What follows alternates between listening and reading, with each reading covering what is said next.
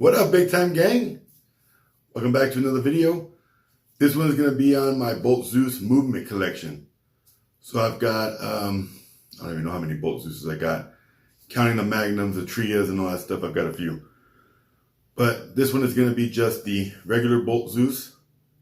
And I'm going to show you 5 different movements that I own. And to show you that, the differences in the dial layout and kind of, break down quality of the movement, that kind of stuff. So if you're interested in that, please stay tuned.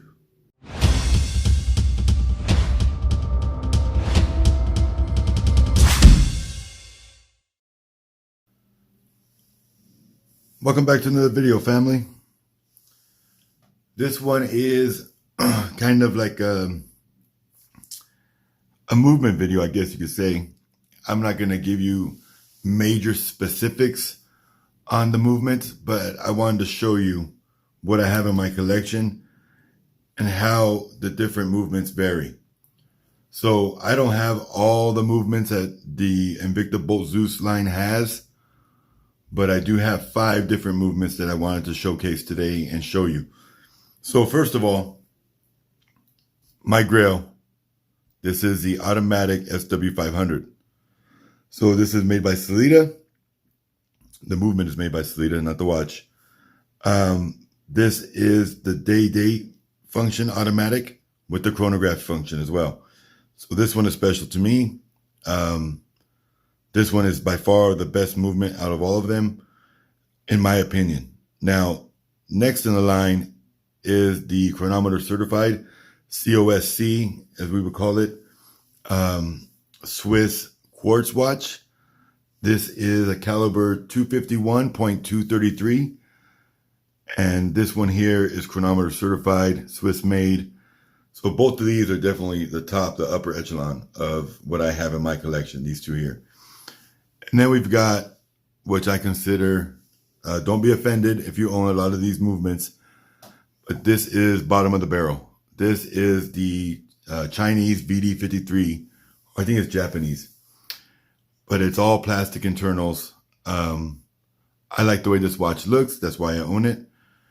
I don't normally base my purchases or my trades off of solely just the movement. And I like the red and black tri-cable setup here. So I went for this watch. But this is a very inexpensive movement in this one. The VD53 is a very inexpensive movement. And we've got another inexpensive plastic internal movement, which is the Ronda Z60.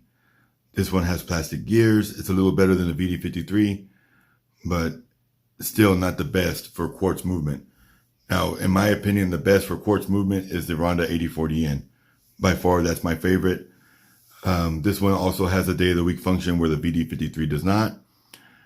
This one has the second hand is the main hand that's ticking away there. You see it? Where all 4 of the other watches, that is the chronograph hand and does not move unless you activate the chronograph function. This one here is not reserved as well as this one. But this one here is the Z60, which is not nearly as bad as the VD53. But I wouldn't consider this to be a great movement by no means. And then we've got the 5040D, which is a great Swiss movement. I mean, it's nothing compared to the 8040N, in my opinion. But this is a great movement for a Swiss quartz watch. And this one is Swiss made reserve. So just, the difference on the dials layouts, very similar. So you've got all 4 of these here that are quartz. All the subdials are in a similar location. So you can see this circles, these 3 are a little tighter than these 3 here in the Z60. Then you're back to these 3 being tighter here on the VD53 and a little looser here on the, a little more spread, I should say, not loose, a little more spread out on the COSC here. So I don't have, the DD or the 7750 or any of the really, really upper echelon movements. But for what I have, I think I have a nice little variety here. And color-wise, I mean, this one is brown with brown cabling. This is a brown mother of pearl. This is a beautiful gold and blue, which I love the way this looks, with the blue mother of pearl, almost like a platinum mother of pearl on the actual dial itself. And we've got the red and black dial cabling with the all stainless steel bracelet and case. Then we've got the blue cabling with the all stainless steel bracelet and case, and then the lattice style dial and case back. Then we've got the all stainless steel cabling, stainless steel bracelet and case with the same lattice style layout. And so these watches are very similar in appearance, but this one is automatic, this one is quartz. These are definitely by far my two best pieces I have in the Bolt ZEUS line. Let's bring them up close to the camera. This is the Swiss Automatic Solita. Swiss made down there at the 6 o'clock. You've got the nice yellow rotor back here in the back, 25 jewel automatic movement.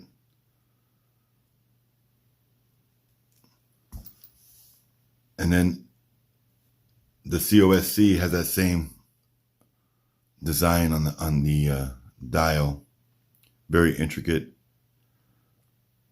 You see that there at the 6 o'clock. Below the Swiss made, it says chronometer certified.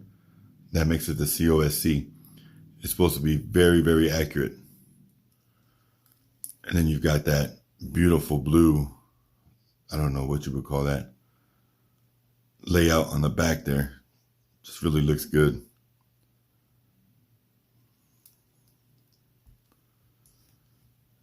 And then here on the VD53, there's a basic black dial, white accents with red hands. That cabling is on point though. I like the cabling. You got the black, red, black down the bracelet as well. And then case back, Invicta Bolt ZEUS. Nice and simple. Still edged, still a nice case back. I really do enjoy this watch. Enjoy wearing it. It goes with, you know, my red and black clothing, red and black shoes. It's a good looking watch.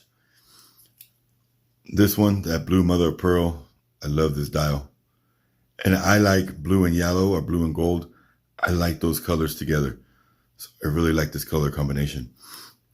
Now, if you notice, all the rest of the watches have 3 cables. This only has 2. I am not sure why that is.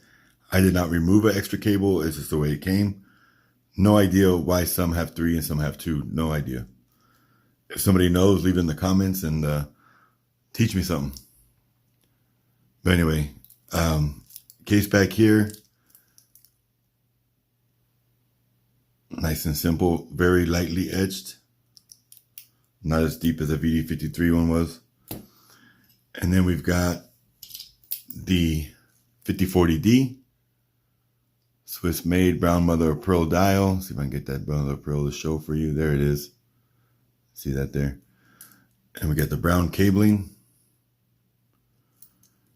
And then we got the case back nicely edged like the VD53 was. Just a real good looking watch. So this wasn't to teach you anything or anything like that. It was just kind of to show you what I have in my collection and just, you know, kind of discuss movements because, you know, I get a lot of questions from people wanting to do their own battery changes, which I 100% promote. Just be careful. Take your time. Try to educate yourself as much as you can before you dig into the watch and damage it. I don't want nobody to hurt their own watches. Always start with a beater watch, something that you don't care if you do damage or break. That's the best way to start, just to ensure that if you make a mistake and you ruin the movement, it's a watch that you didn't care about anyways. I definitely would start that way. But the point of showing you guys these watches here was just to show you the diversity of the Bolt ZEUS line and the different movements that there is. I think all 5 of these are beautiful watches, and I rock all 5 all the time, like them all. But you know, just for sheer value, the one here on the left and the one next to it are definitely worth the most. So I would go here, here, and then I'd probably hit the gold and the VD53 about the same value. So movement definitely does play a value in there.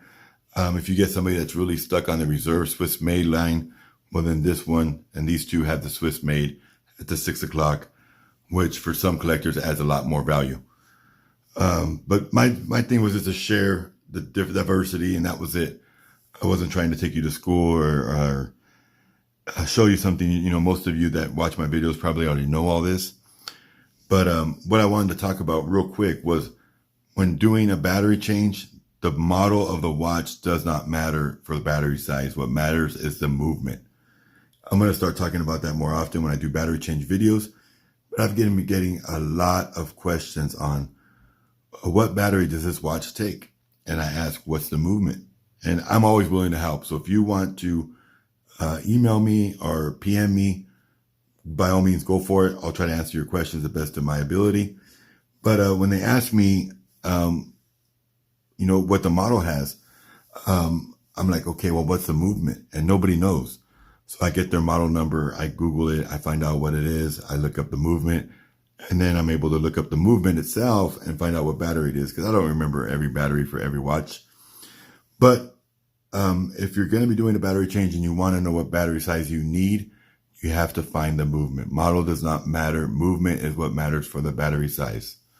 Just thought I'd throw that in there like a little announcement for you guys. Anyways, please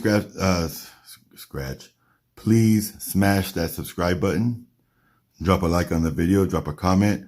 If you'd like to see more like this, I can do another video on a different line of Invictas that I have. Stay tuned for more videos. If you turn that bell notification on to all, you won't miss another one. Have a great day. And as always, God bless. If you're shopping for a watch, make sure to check out Georgia Mountain Watches. Link will be in the description. Better than the rest of them. Compare us to the best of them. Better than the rest of them. Compare us to the best of them. Know the name, know the game, know the pain, ayy. Know the name, know the game, know the pain, ayy. Know the name, know the game, know the pain, ayy. Know the name, know the game, know the pain, ayy. Better than the rest of them. Compare us to the best of them. Better than the rest of them. Compare us to the best of them.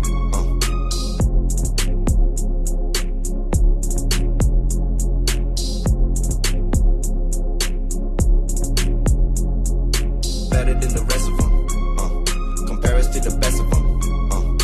Better than the rest of them. Compare us to the best of them.